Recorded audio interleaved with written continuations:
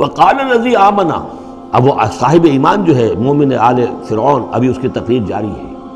وقال الذی آمنا یا قوم اتبعونی اہدکم، ان کی بات کا، وما اہدیکم الا سبیل الرشاد، میں تو تمہیں کامیابی کے راستے کی ہدایت دے رہا ہوں، رہنمائی کر رہا ہوں.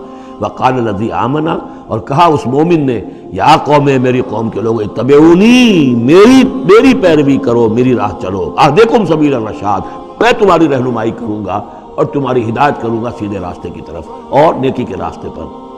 یا قوم انما هذه الحیات الدنیا متاع، اے میری قوم کے لوگوں، یہ دنیا کی زندگی تو بس ایک برتنے کا سامان ہے، کچھ نہیں.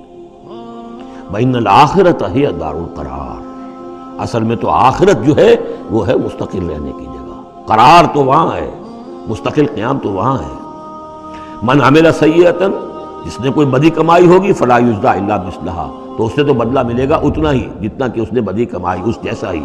ومن عمل صالحا من ذکر او انثی وہو مؤمن، اور جو کوئی نیک عمل کرے گا، چاہے مرد ہو چاہے عورت، لیکن ہو مومن، فاولئک یدخلون الجنۃ یرزقون فیہا بغیر حساب، وہ ہوں گے جو جنت میں داخل کیے جائیں گے اور جنہیں وہاں رزق ملے گا بغیر حساب. یہ ہے تقریر، ذرا نوٹ کیجئے. وَيَا قَوْمِ مَا لِي أَدْعُوكُمْ إِلَى النَّجَاةِ وَتَدْعُونَنِي إِلَى النَّارِ، اور میری قوم کے لوگوں، کیا تم سوچو مجھے کیا ہے، میں تمہیں پکار رہا ہوں نجات کی طرف اور تم مجھے پکار رہے ہو آگ کی طرف. تم چاہتے ہو کہ فرعون کو قتل کر کے اور میں بھی تمہارے ساتھ اس گناہ میں شریک ہو کر میں جہنم کا مستحق بن جاؤں، اور میں چاہتا ہوں کہ تم سب کے سب جنت آؤ، اللہ کی طرف جناب میں نجات، توبہ کرو اور سب کے سب جو ہے آگ سے بچ جاؤ.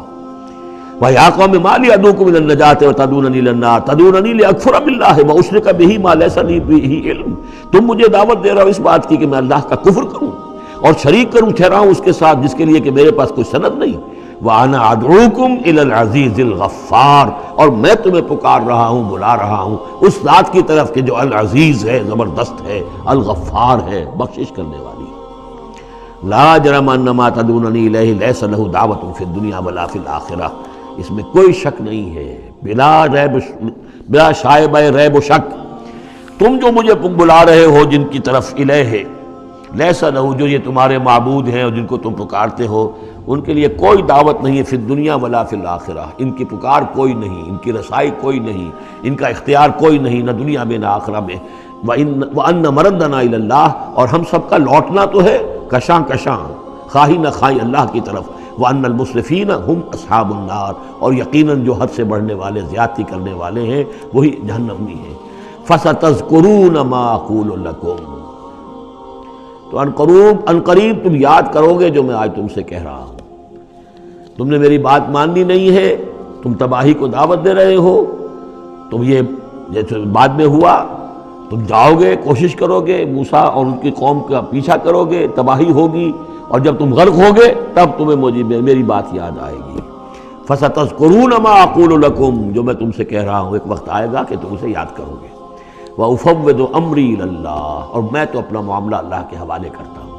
اب ظاہر بات ہے فرعون کے دربار میں کلمہ حق کہنے کے بعد گویا کہ وہ بھی اب تیار تھے، ہو سکتا ہے انہیں قتل کر دیا جاتا، جیسے سورہ یاسین میں ہے جس اللہ کے بندے نے وہ قول حق کہا تھا، قیل ادخل الجنہ قال یا لیت قومی یعلمون بما غفر لی ربی وجعلنی من المکرمین. تو ان کا میں اپنا معاملہ اللہ کے حوالے کرتا ہوں. وَأُفَوِّضُ أَمْرِي إِلَى اللَّهِ إِنَّ اللَّهَ بَصِيرٌ بِالْعِبَادِ، اللہ یقیناً اپنے بندوں کو دیکھ رہا ہے، ان کے حالات سے واقف ہے. پھر وہ علی کل شیء قدیر ہے، وہ ہر ظلم سے، ہر زیادتی سے جس کو چاہے بچا سکتا ہے.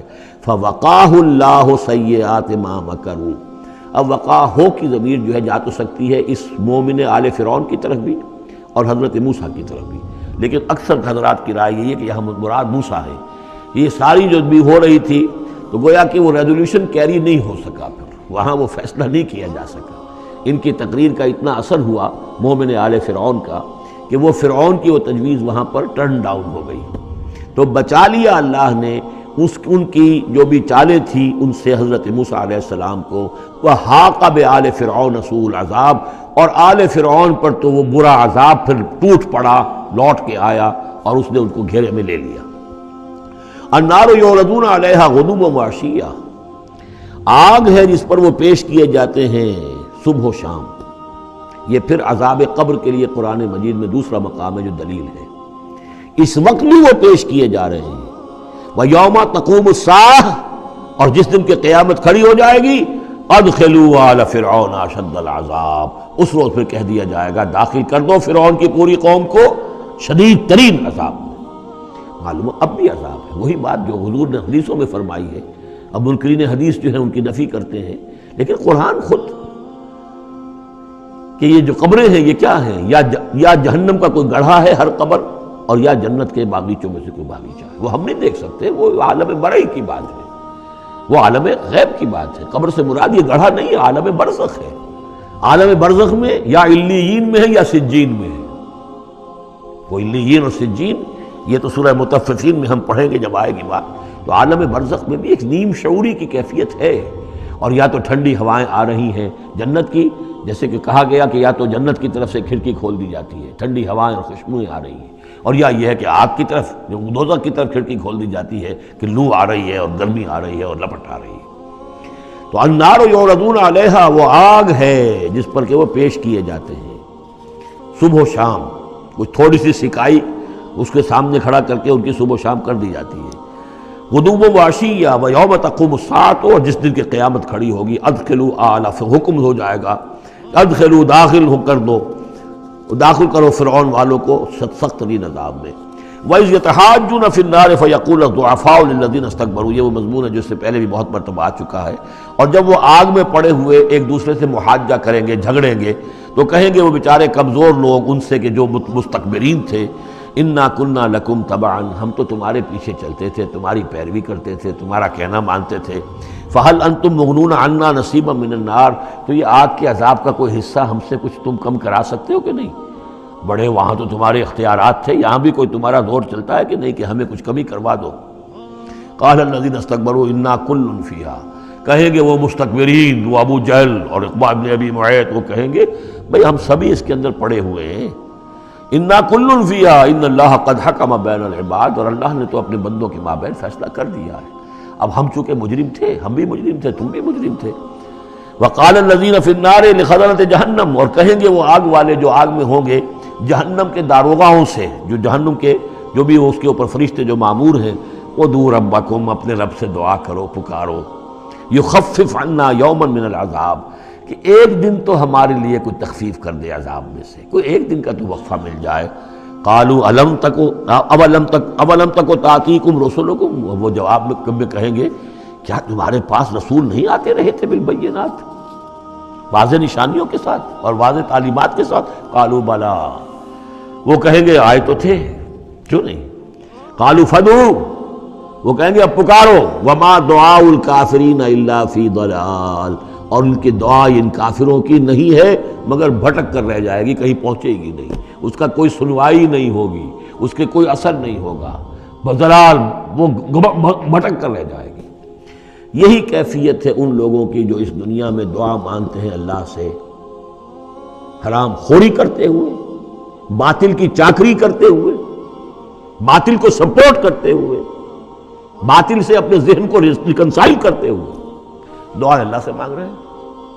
وفاداری شیطان اور اس کے ایجنٹوں کی ہے، دوستیاں اور محبت کی پینگیں بڑھ رہی ہیں اللہ کے باغیوں سے، اور دعا مانگ رہے ہیں اللہ سے۔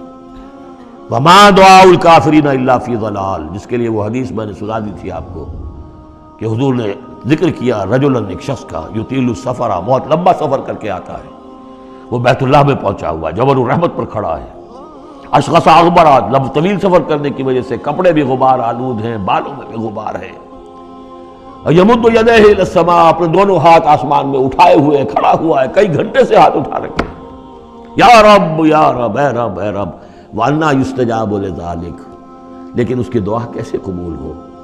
وَمَطْعَمُهُ حَرَامٌ، جو اس کا کھایا ہوا ہے وہ حرام کا ہے، وَمَلْبَسُهُ حَرَامٌ، جو اس نے پہنا ہوا ہے وہ حرام کا ہے، وَغُذِيَ بِالْحَرَام، اس کا جو جسم ہے وہ حرام کی غذا سے بنا ہے، دعا قبول نہیں ہو سکتی۔ یہی ہماری دعاؤں کا حال ہو رہا ہے۔ دعائے قنوت، قنوت نازلہ کتنے دنوں تک پڑھی تھی 1971 میں، اللہ نے ٹھکرا دی، جو ہونا تو ہوا۔ دعائے قنوت مانگی گئی ہے حرمین میں، حرمین کی دعائے قنوت، وما دعاء الکافرین الا فی ضلال. یہاں کافر اس کو وسیع معنی میں لے آئیے. کفر جو ہے ناشکری، اللہ کے احکام کی خلاف ورزی. جیسے ہم پڑھ آئے ہیں کہ جو شخص صاحب استطاعت ہوتے ہوئے بھی حج نہیں کرتا تو جو فمن کفر فإن اللہ غنی حمید. للہ علی الناس حج البیت من استطاع الیہ سبیلا ومن کفر فإن اللہ غنی حمید. جو صاحب استطاعت حج نہیں کر رہا وہ کفر کر رہا ہے. من ترک الصلاۃ متعمدا فقد کفر. جس نے نماز چھوڑ دی جان بوجھ کر اس نے کفر کیا. ایک کفر وہ ہے جس کے بعد کوئی شخص مرتد قرار دیا جائے، اس کو پھر سزا دی جائے. ایک یہ کفر ہے جو دم غافل سو دم کافر. ایک وہ کفر ہے جو پوری دنیا میں ہم کر رہے ہیں مسلمان. وَمَن لَمْ يَحْكُم بِمَا أَنزَلَ اللَّهُ فَأُولَٰئِكَ هُمُ الْكَافِرُونَ. جو اللہ کی اتاری ہوئی شریعت کے مطابق فیصلے نہیں کرتے وہی تو کافر ہیں. نہ دیوانی قانون اللہ کا ہے، نہ فوجداری قانون اللہ کا ہے، نہ قانون شہادت اللہ کا ہے، نہ معیشت کا نظام اللہ کا ہے. تو اب یہ کفر ہے کہ نہیں؟ قالوا ادعوا فادعوا وما دعاء الکافرین الا فی ضلال. یہ میں بتا چکا ہوں اس سورہ مبارکہ کا اصل جو ہے دعا. ابھی اس کی اصل جو آیت ہے وہ آنی ہے. انا لننصر رسلنا، ہم لازماً اپنے رسولوں کی مدد کریں گے. والذین آمنوا فی الحیات الدنیا، اور ان لوگوں کی جو ایمان لائے دنیا کی زندگی میں. ویوم یقوم الاشہاد، اور اس دن بھی جس دن کے گواہیاں کھڑی ہوں گی قیامت کے دن. یوم لا ینفع الظالمین معذرتہم، جس دن کے یہ ظالموں کو ان کی معذرتیں اور بہانے بنانا اور معافیا مانگنا کچھ فائدہ نہ دے گا. وَلَهُمُ اللَّعْنَةُ وَلَهُمْ سُوءُ الدَّارِ، ان کے لیے لعنت ہوگی اللہ کی اور ان کے لیے ہوگا بہت برا گھر. سبحان اللہ عدد ما خلق فی الارض، سبحان اللہ عدد ما بین ذلک.